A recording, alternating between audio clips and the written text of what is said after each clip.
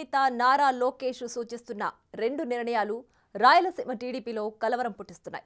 ఇప్పటికే వరుస ఓటములతో కొందరు ఎమ్మెల్యే అభ్యర్థులు తీవ్ర అసంతృప్తితో ఉన్నారు. ఇక ఇప్పుడు లోకేష్ నిర్ణయంతో పలు నియోజకవర్గాల్లో పార్టీ పరిస్థితిపై కొందరు ఆందోళన వ్యక్తం చేస్తున్నారు. ఇంతకీ లోకేష్ ప్రతిపాదిస్తున్న ఆ నిర్ణయాలేంటి? అవి అమలైతే పరిస్థితి ఎలా ఉండబోతోంది? అసలు దీనిపై పార్టీ నేతల్లో ఉన్న అభిప్రాయం ఏంటి? Watch the story.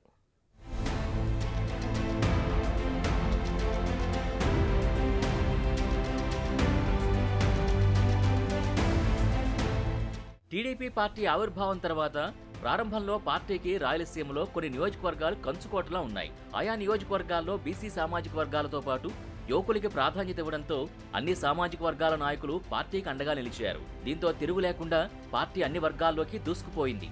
అయితే తర్వాత పరిణామాలతో పార్టీలో పాతుకుపోయిన నాయకులు పార్టీ కంటే తాము బలమైన వారమన్న రీతిలో వ్యవహరించారనే వాదన వచ్చింది. దీంతో పాటు పార్టీలోకి వచ్చిన కొత్త వ్యక్తులు పార్టీని కార్యకర్తల్ని ఓన్ చేసుకోకపోవడం వల్ల పార్టీ క్యాడర్కు అండగా ఉండే నాయకులు కూడా కరువయ్యారనే విమర్శలున్నాయి. అలాగే పార్టీ వల్ల అంగబలం, ఆర్థిక బలం సంపాదించుకున్న నేతలు కూడా క్యాడర్ని పట్టించుకోకపోవడంతో పార్టీ శ్రేణులు పార్టీ కార్యకలాపాలకు కూడా దూరమయ్యే పరిస్థితి ఏర్పడింది. అయితే ఈ పరిణామాన్ని అధిష్టానం కూడా సీరియస్గా తీసుకోలేదనే వాదన ఉంది. ఇవన్నీ కలిసి 2019లో పార్టీని సీమలో ఘోరంగా దెబ్బతీశాయని కొందరు భావిస్తున్నారు. అయితే ఈ పరిస్థితిలో మార్పు తీసుకురావడానికి ప్రస్తుతం టీడీపీ యువనేత నారా లోకేష్ ఓ కీలకమైన నిర్ణయం తీసుకుంటున్నారనే టాక్ వినిపిస్తోంది. ఇప్పటికే వరుస ఓటములు చవిచూసిన వారికి టికెట్ లేదంటూనే మరోవైపు ఒక కుటుంబానికి ఒక సీటు మాత్రమే ఇస్తామని అధిష్టానం నిర్ణయం తీసుకుందట. యువనేత తీసుకున్న నిర్ణయంతో రాయలసీమలో ప్రముఖ రాజకీయ కుటుంబాలు ఆలోచనలో పడ్డాయని తెలుస్తోంది. ఇప్పటికే కర్నూలు నుంచి ఈ నిర్ణయాల ఆచరణ కూడా ప్రారంభం కావడంతో సీమ నేతలందరిలో కలవరం మొదలైందనే టాక్ వినిపిస్తోంది.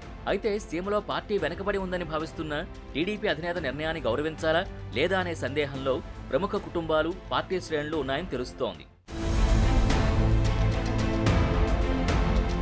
2019 సార్వత్రిక ఎన్నికల్లో టీడీపీ శాసనసభ, పార్లమెంటు అభ్యర్థులు ఘోరంగా ఓటమి పాలు కావడం వల్ల పార్టీ క్యాడర్ కూడా దెబ్బతింది. పార్టీ బలంగా ఉందనుకున్న చోట తిరుగులేని నాయకులు సైతం ఓటమి పాలయ్యారు. రాయలసీమ వ్యాప్తంగా 4 జిల్లాల్లో కలిసి 52 సీట్లకు గాను 3 చోట్ల మాత్రమే విజయం లభించింది. కుప్పం నుంచి చంద్రబాబు నాయుడు, హిందూపురం నుంచి బాలకృష్ణ, ఉరవకొండ నుంచి పయ్యావుల కేశవ్ మాత్రమే విజయం సాధించారు. ఇక ఎంపీల విషయానికి వస్తే అన్ని చోట్ల పరాజయమే ఎదురైంది. ఇలాంటి స్థితిలో పార్టీలో మేధోమథనం మొదలైందని తెలుస్తోంది. అయితే ప్రముఖ రాజకీయ కుటుంబాల కంటే పార్టీ గొప్పదనే సిద్ధాంతాన్ని ఇప్పుడు టీడీపీ సీరియస్ గా ఫాలో అవ్వాల్సిన అవసరం ఉందని అధిష్టానం ఫీల్ అయినట్టు తెలుస్తోంది.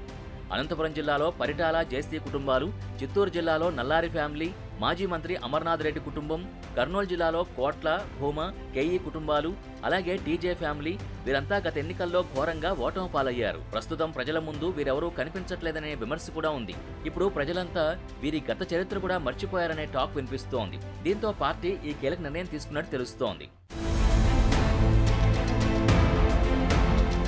యువగళం పాదయాత్రకు ముందు జరిగిన మహానాడులోనే నారా లోకేష్ ఈ అభిప్రాయాలు చెప్పారు. వరుసగా 3 సార్లు ఓటమి పాలైన వారికి టికెట్ ఇవ్వకూడదని అప్పుడే నిర్ణయించారు.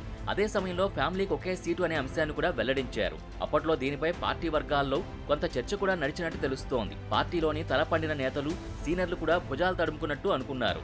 అయితే పాదయాత్రతో రాటుదేలిన లోకేష్ ఇదే ఫైనల్ నిర్ణయం అని చెప్పినట్టు సమాచారం. ఇందులో భాగంగానే కర్నూలు జిల్లాలోని నంద్యాలకు నియోజకవర్గం ఇన్ఛార్జిగా ఉన్న మాజీ ఎమ్మెల్యే భూమా బ్రహ్మానందరెడ్డిని తొలగించి మాజీ మంత్రి ఫరూక్కి అవకాశం కల్పించారు.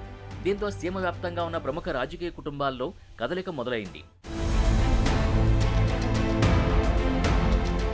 ఇక అనంతపురం జిల్లాకు సంబంధించి టీడీపీలో పరిటాల, జేసీ కుటుంబాలు 2 సీట్ల కోటాలో ఉన్నాయి. ధర్మవరం మాజీ ఎమ్మెల్యే గోనుగుంట్ల సూర్యనారాయణ 2019 ఎన్నికల తర్వాత అప్పటి రాజకీయ పరిస్థితులతో బీజేపీలో చేరారు. పార్టీ మారిన తర్వాత కూడా తాను చంద్రబాబు విధేయుడే అనే విధంగా వ్యవహరించాడనే టాక్ ఉంది. ఇక అప్పట్లో పరిటాల శ్రీరామ్ని ఇన్ఛార్జిగా నియమించారు. అయితే రాప్తాడు, ధర్మవరం 2 చోట్ల ఈ ఫ్యామిలీ టికెట్ ఆశిస్తుంది. కానీ లోకేష్ రూల్ ప్రకారం ఒకరికే అవకాశం ఉంటుందని అంటున్నారు.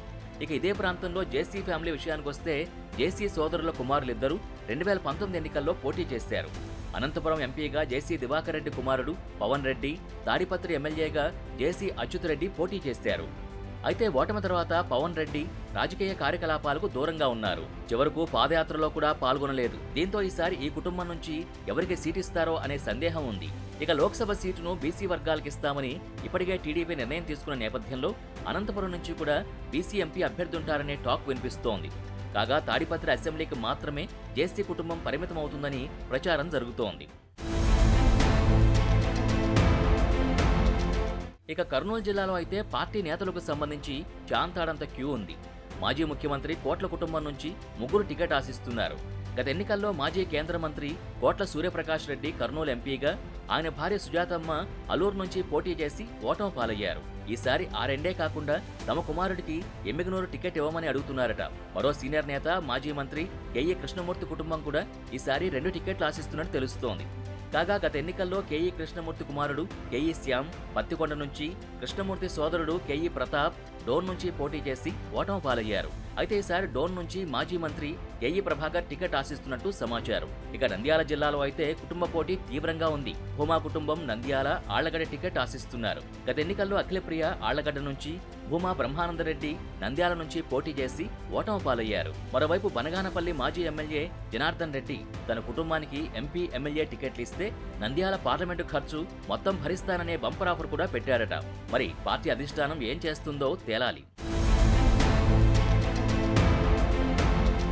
కడప జిల్లాకు సంబంధించి రాయచోటి ఇన్ఛార్జ్ రమేష్ రెడ్డి ఇప్పటికే వరుస ఓటములతో ఉన్నాడు. అయితే ఈయన సోదరుడు శ్రీనివాసరెడ్డిని కడప పార్లమెంట్ అభ్యర్థిగా ప్రకటించారు. ఆయన భార్య మాధవిరెడ్డిని ప్రస్తుతం కడప అసెంబ్లీ ఇన్ఛార్జిగా ప్రకటించారు. కాగా గతంలో వరుసగా 3 సార్లు ఓటమి పాలైన వారికి ఈసారి అవకాశం ఉండదనే యువనేత నిర్ణయం ఇప్పటికే వచ్చేసింది. అయితే ఇప్పుడు కడప పార్లమెంట్ అభ్యర్థిగా శ్రీనివాసరెడ్డిని ఆల్రెడీ ప్రకటించిన నేపథ్యంలో తనకు ఖచ్చితంగా టికెట్ కావాలని రమేష్ రెడ్డి పట్టుబడుతున్నట్టుగా సమాచారం. అనంతపురంలో టికెట్ ఇచ్చినప్పుడు మాకెందుకు ఇవ్వరనే రీతిలో డిమాండ్ చేయడానికి సిద్ధమవుతున్నారట రమేష్ రెడ్డి. ఇక మరోవైపు మాజీ ఎమ్మెల్సీ పుత్తా నరసింహారెడ్డి తనకు కమలాపురం టికెట్, తన కుమారుడికి కడప టికెట్ ఇవ్వమని అడుగుతున్నారని సమాచారం. మాజీ మంత్రి వీరారెడ్డి కుటుంబానికి చెందిన ఆనం కుమార్తె కైవల్యారెడ్డికి నెల్లూరులోని ఆత్మకూరు స్థానం ఇస్తారని ప్రచారం జరుగుతున్న నేపథ్యంలో మరో స్థానం ఇవ్వాలని అడుగుతున్నట్టు తెలుస్తోంది. అయితే చంద్రబాబు సొంత జిల్లా చిత్తూరులో మాత్రమే ఇలా కుటుంబ సీట్ల పంచాయతీ లేనట్టు కనిపిస్తోంది. ఇక ఒక కుటుంబానికి 2 టికెట్లు ఇస్తే దాని ప్రభావం రాజకీయంగా ఏ పార్టీకైనా ఇబ్బందిగా మారే అవకాశం ఉందని పార్టీ విశ్లేషకులు భావిస్తున్నారు. ముఖ్యంగా ఎన్నికల వేళ ఒకే కుటుంబానికి 2 టికెట్లు ఇవ్వడం అంటే ఆర్థికంగా ఖర్చు భరించాలి. దీంతో పాటు ఎన్నికల నిర్వహణ కోసం అవసరమైన అంగబలాన్ని 2 చోట్లకు సర్దాల్సి ఉంటుంది. దీనికి తోడు కొత్తగా వచ్చే ఔత్సాహికులకి అవకాశాలకు గండి పడుతుంది. దీనివల్ల అప్పటి వరకు అవకాశం దక్కించుకోలేని సామాజిక వర్గాలు కూడా పార్టీకి దూరమయ్యే అవకాశం ఉంది. అందుకే యువనేత లోకేష్ నిర్ణయం ఎలాంటి ప్రభావం చూపుతుందో తెలియక పార్టీ క్యాడర్ కూడా ఆలోచనలో పడ్డట్టు తెలుస్తోంది.